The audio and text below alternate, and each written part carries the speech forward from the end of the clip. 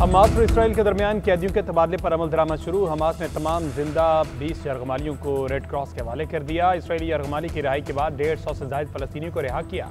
मजीद 1700 के करीब बसों में सवार किया गया। फलस्तीनी कैदियों को रमला पहुंचा दिया गया। 28 यरगमालियों की लाशें भी इसराइल के हवाले की जाएंगी।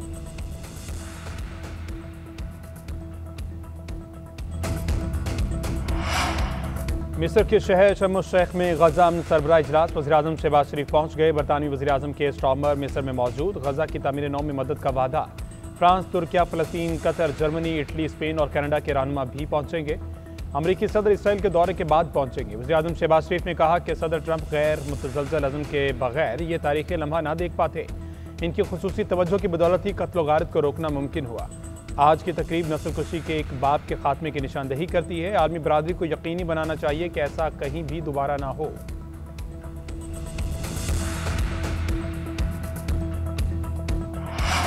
अमेरिकी सदर डोनाल्ड ट्रंप का इसराइल का दौरा, जंग के खात्मे का ऐलान। कहा, इसराइल और हमास की जंग बाज़ाब्ता तौर पर खत्म हो चुकी। जंगबंदी के माहदे पर दस्तखत भी जल्द हो जाएंगे। ट्रंप इसराइली पार्लियामान पहुंच गए। अमेरिकी सदर इसराइल के बाद शर्म अल शेख रवाना हो जाएंगे। गजा अमन समिट में शिरकत करेंगे। हमास और इसराइल के दरमियान माहदे को हतमी शक्ल दी जाएगी।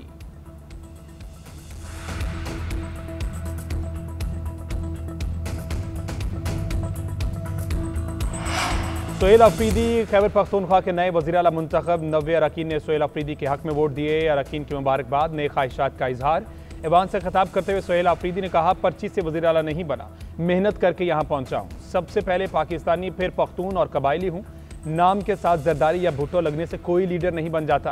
अवाम की बदौलत ही रियासत कायम रहती है। लंदन प्लान में खैबर पख्तूनख्वा में पीटीआई को खत्म करने का मंसूबा भी बनाया गया।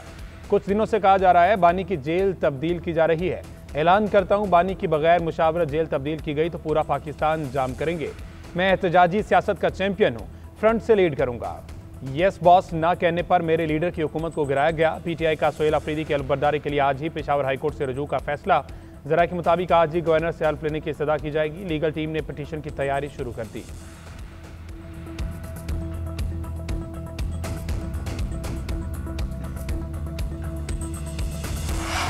गवर्नर केपी वज़ीर आला का इंतखाब गैर आईनी करार दे दिया। फैसल करीम कुंडी का कहना है, जब तक अली मीन का इस्तीफा मंजूर नहीं होता वज़ीर आला का इंतखाब गैर आईनी तस्वुर होगा।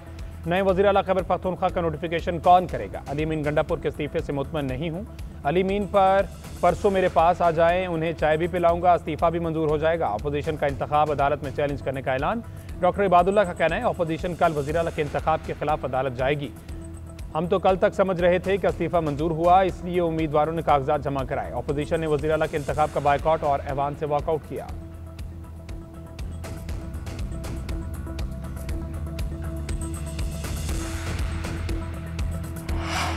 अली मीन गंडापुर की फ्लोर ऑफ द हाउस इस्तीफे की तस्दीक। असेंबली से खिताब करते हुए कहा, मेरे इस्तीफे के साथ मजाक हो रहा है। 8 अक्टूबर को अपना इस्तीफा गवर्नर को भिजवा चुका हूँ।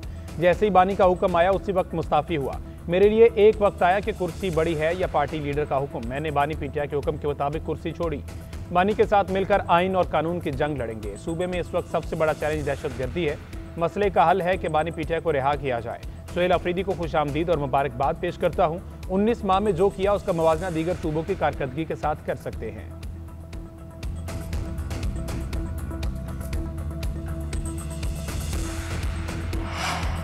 एक वज़ीर आला डी नोटिफाई नहीं हुआ तो दूसरा कहां से आ गया? ये मोम की नाक नहीं कि जिधर से मर्जी खींच लें। वज़ीर इत्तलात पंजाब अज़मा बुखारी का नौमुंतखब वज़ीर आला सोहेल अफरीदी के बयान पर रद्द-ए-अमल। सोहेल अफरीदी को फर्शी वज़ीर आला कह दिया। बोली सोहेल अफरीदी ने कहा, अपने जोरे बाजू पर आया हूं जिस पर हंसी आ रही है। मौसूफ ने असम्बली में खड़े होकर भड़के मारी। वो कोई कुश्ती का मुकाबला जीत कर नहीं आए। उन्होंने सूबे की तरक्की पर एक लफ्ज़ नहीं कहा। उनकी गुफ्तगू अडयाला के कैदी से शुरू होकर वहीं ख़त्म हो गई। एक वज़ीर आला किसी अदम एतमाद या साजिश से नहीं उतरा, 2 ख़वातीन की लड़ाई में पिस गया। डी नोटिफाई हुए बगैर वज़ीर आला का इंतखाब गैर आईनी है।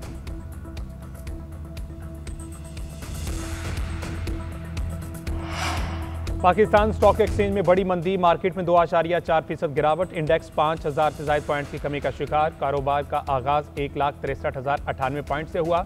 1,58,067 पॉइंट्स तक गिरा। गुज़श्ता हफ्ते से अब तक मार्केट 11,000 पॉइंट से ज्यादा गिर चुकी। अब तक 35 अरब रुपए से ज्यादा के 51 करोड़ से ज्यादा हिस्सों का कारोबार हो चुका।